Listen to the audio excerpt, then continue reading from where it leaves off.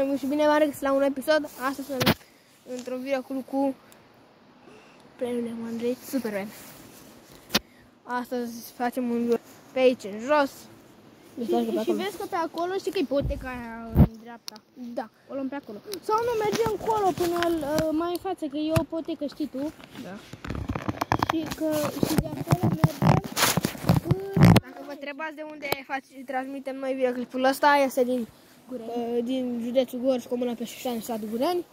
În fel că asta e cel mai frumos sat din Oltenia. Doamne ajută. Da. Chiar fi ceva așa. Hai să începem. Deja noi venirăm acolo într-un videoclipul anterior, partea 1. Am aflat în partea a doua. Da. Deci fii atent, videoclipul ăla cu partea 1, că noi nu îl trimiserăm încă pe YouTube. Da. Videoclipul ăla cu partea 1 ediță, Da. o făcut cam scurt. Îl trimiți astă seară și mâine îl trimiți pe ăsta, da? Deci mâine la ora 1 să fiți la ora 1, la ora 12:50 să fiți geană pe YouTube, pentru că Edi o să posteze videoclipul. Da. Și dacă nu-l postează la 12:50, îi dau eu mesaj, pentru că oricum eu stau toată ziua numai pe telefon. Vă rog eu mult, dați-mi și mie câteva urmăriri ca să transmitem live. Și mâine, să atinți, și mâine facem videoclip când mergem cu Coliliu. Da. Deci tot ce vă rog eu foarte mult este să-mi dați mie măcar un like, să mă susțineți cu un like, subscribe și câteva comentarii. Dar vă rog eu mult să vă abonați la acest canal, că vreau să fac live-uri. Dacă doriți, fac live-uri pe unde vreți voi. Merg cu vărul meu pe munte, pe acolo, haide, da? Mergem prin locuri puțin înfricoșătoare, frumoase. Dale. Nu contează. Începe apocalipsa. Zombie. Ba, și cu lumina nu. Uite, nu o luăm pe dreapta, o luăm mai în față, acolo pe partea aceea, nu pe aici. Nu pe aici. Că aici noi am fost. Aici am fost. Da. Nu foarte interesant. Se vede? Nu știu. Dacă se bagă la mine. Ar trebui să se vadă. Ia, oprește-te. Și bagă-l. Stai bine așa? Da, se vede. Bagă-l și bine. Și fă așa cu mine, să vedem dacă se vede.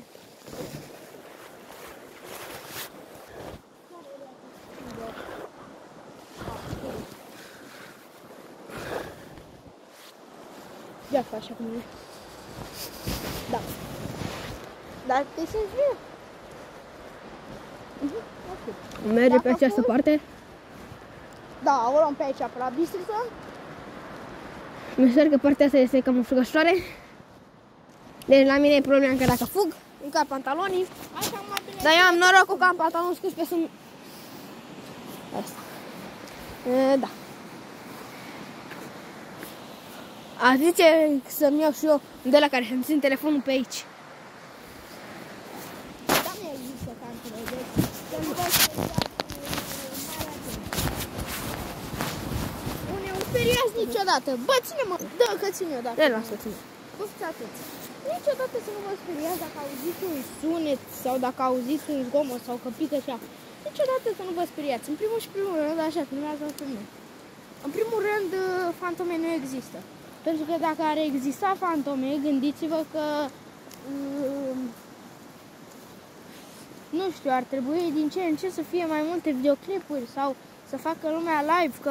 Cum ar fi la Life of Luxury, acolo toate sunt false. Ați văzut că există un videoclip care l-au șters aceștia că au făcut filmare din greșeală ca să se zică că este...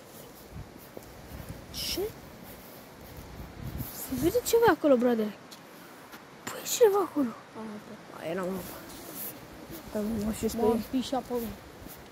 Da, deci... Filmează-mă. Filmează-mă. Deci se filmează-mă. Nu se întâmplă nimic, nu există fantome.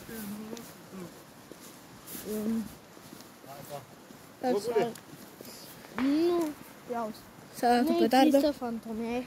Noi venim aici să luăm petarde de ceai. Ascultați, fantomele nu există, pur și simplu. Life of Luxury, adică gen, de ce? Adică ei se ocupă să prindă fantomele, dar de fapt când trebuie să se ducă la oameni acasă, de fiecare dată ei nu se sperie, nu... Adică, cum se întâmplă? Doar Chester, după câte am observat, doar el se sperie. Toate fei.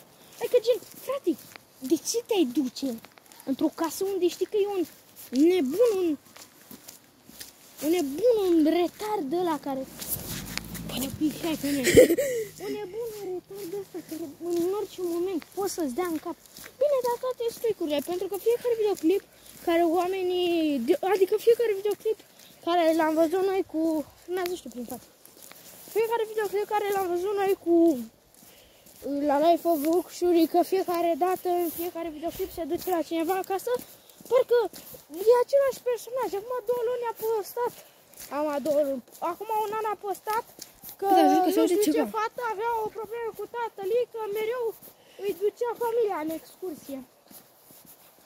Și s-a văzut de mai multe ori fața lui ea. Deci sunt 2 oameni, 4, sunt 4 oameni care închiriază o fată, ca o fată să le trimită lor un e-mail ca să se sperie, ca să le spună că nu știu ce, nu știu cum, cu tare, și ei să spună că reacționăm și că... Da, dar la noi aici, noi nu facem editul așa cum fac ăia, de la Life of Luxury.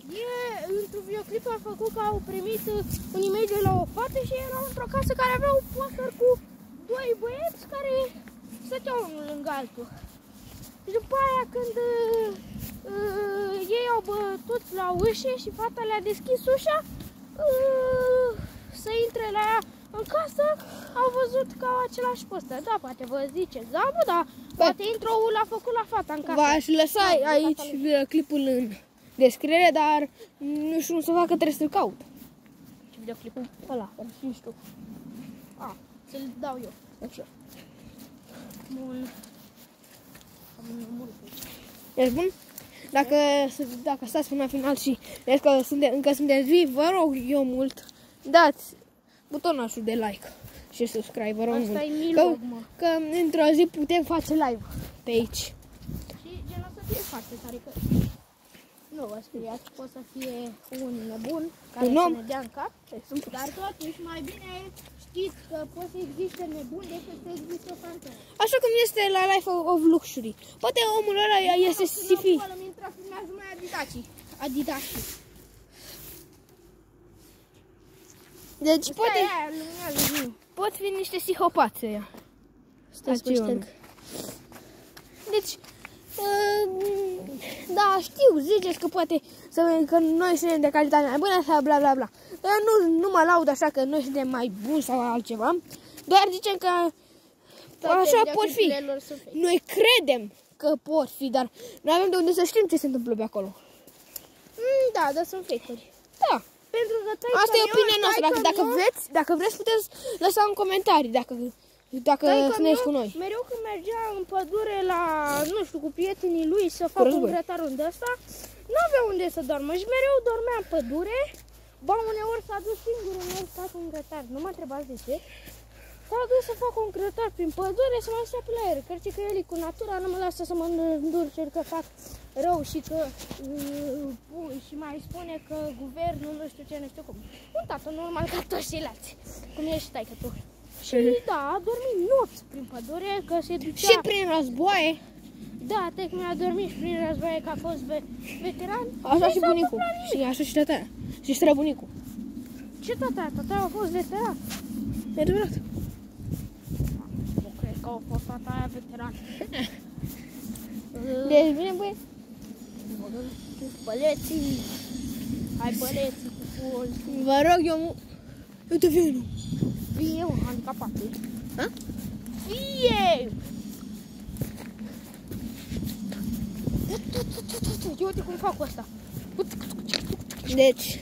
Ia dacă, uite, stați așa. Uite aici pentru prietenul nostru Oni. Vrem să-i facem o promovare. Dacă vreți, ne puteți să sunați la acest număr de telefon.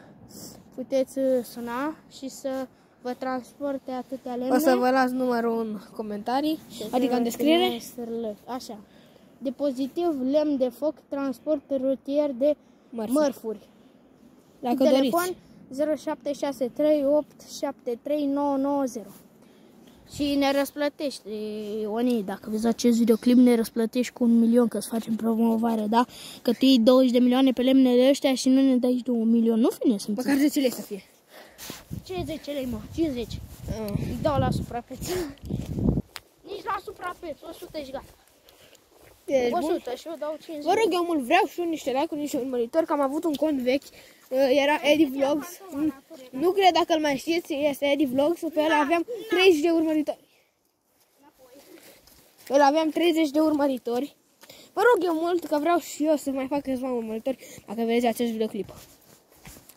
Vă rog eu foarte mult. Bă, dar parcă când ești niște, parcă te cași pe tine de frică, dar nu există nici. Pe aici, nu știu ce tău. Că poate se întâmplă ceva, dar eu nu cred în fantome. Adică în fantome de alea să-ți vină să dea jos.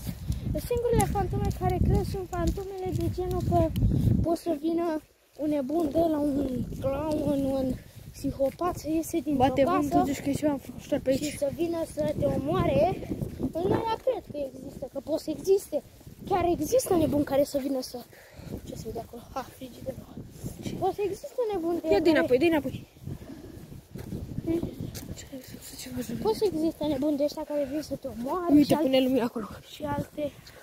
Nu știu dacă puteți să vedeți, dar acolo este o casă abandonată. Poate să existe de ăștia. Dar eu nu cred în fantomele alea care vin și dau cu mătura pe jos. Sau distrug nu știu ce. Sau îmi mișcă scaunele. Yeah. Uitați pe aici e casa. Dar dacă e un nebun pe aici, nu cred că există. Ni se întâmplă ceva că nu ne luăm nici dreapta. Deja mi-e frică. Pe unde luăm? Stânga sau dreapta? Ești bun?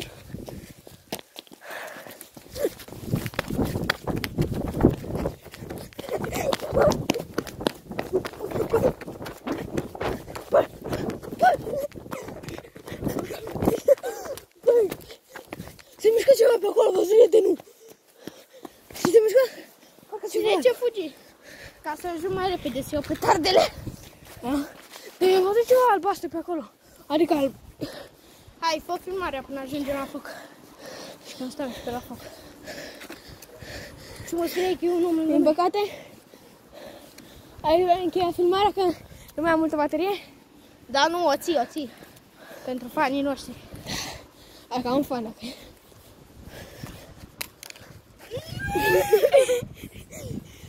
Mașina! Volkswagen. Volkswagen 100. Și fac așa și parcă vă că să are în fața noastră. Crezi că e maică mea, că s-a născut că prietena lui mami. Oana. Da, tu că ești frumos. Ai mă judecat. Ce e Oana? E Mario! Cine dracu e la mă? Bă, care nu luminează, bă, că mea și pula. Hai, te Să Să vă cauți pe uliță pe acolo.